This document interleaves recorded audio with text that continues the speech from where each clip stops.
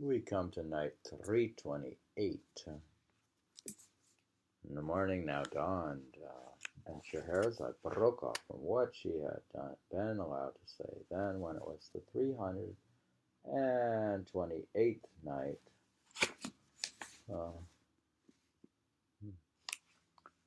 uh, she continued, I have heard, O fortunate king, that Masrur said, then cut off my head, as this may cure your sleeplessness and settle your restlessness. The Caliph laughed and told him to go and see which of his drinking companions was sitting at the door. Masrur went out, and when he came back, he told the Caliph that Ali ibn Mansur, the witty Damascene, was there. Bring him into me, said the Caliph. Masrur went to fetch Ali, who was on his arrival, greeted the Caliph.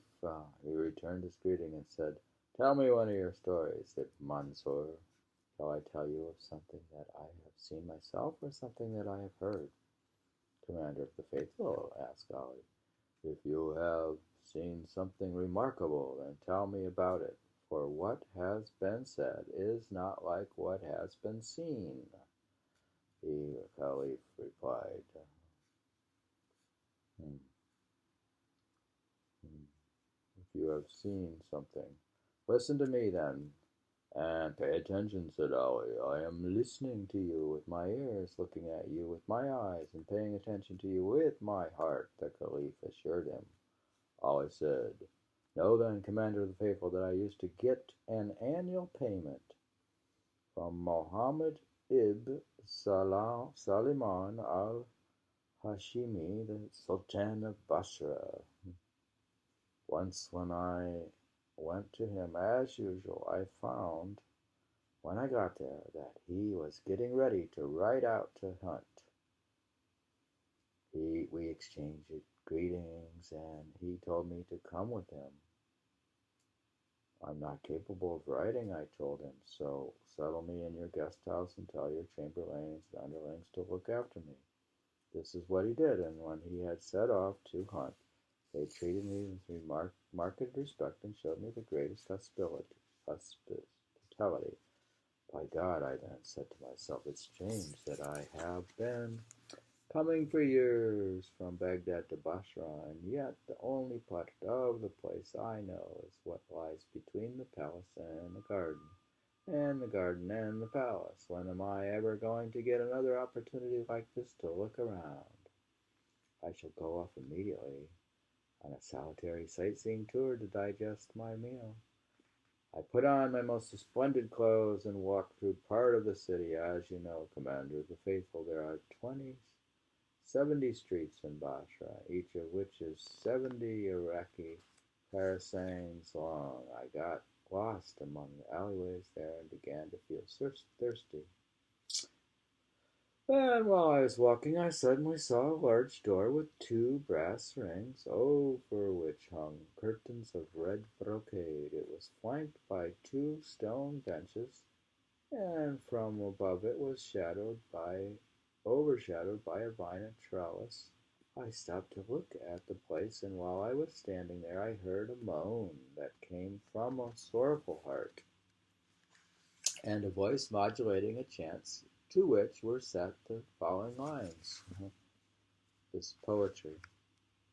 My body has become a place of sickness and of suffering, because of the gazelle who lives in a distant land.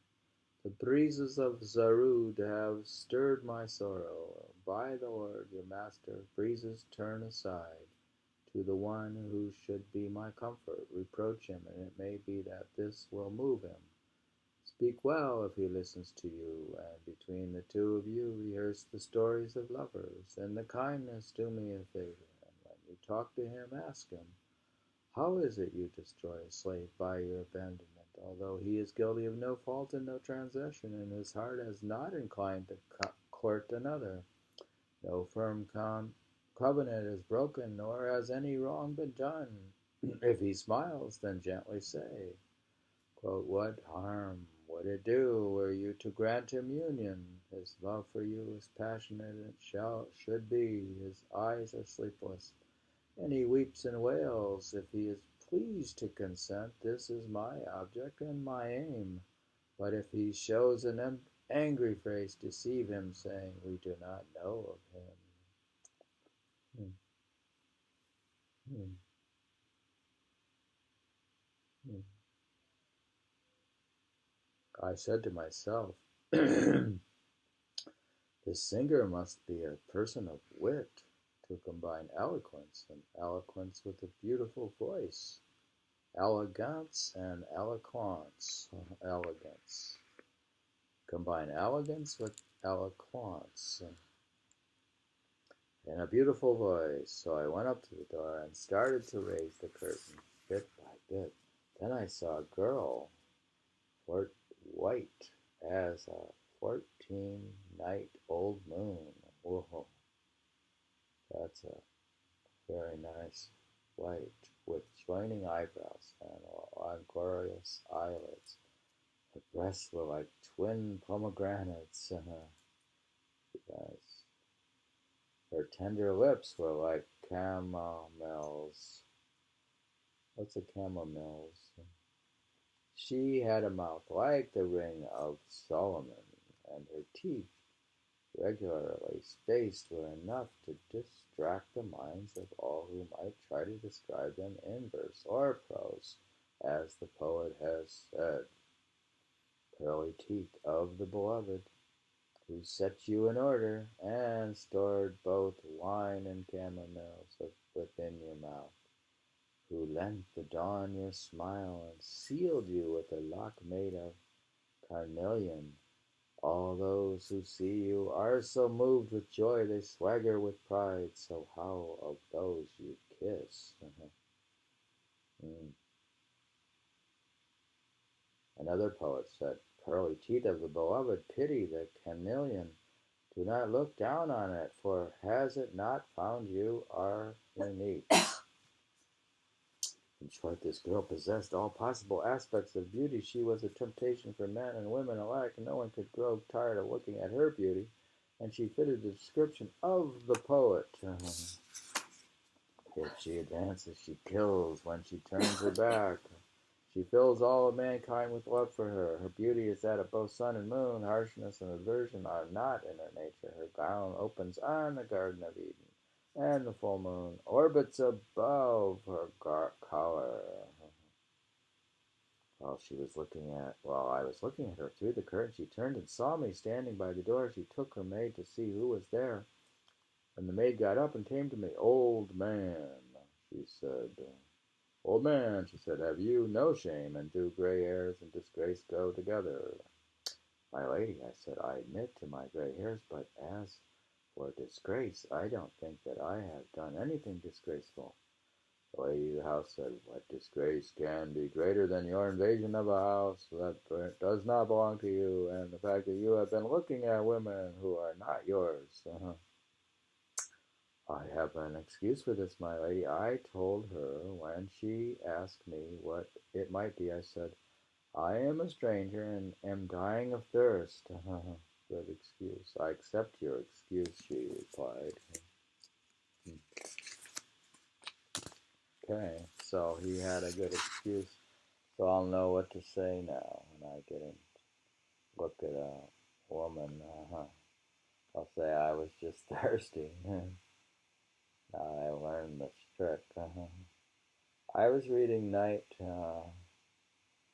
328. I learned a trick about. This is a new story about Mansur. It's a story. It's supposed to be an eyewitness story. Masrur. Night. Reading night 328, page 69. Night 328 of Arabian Nights with Malcolm Lyons.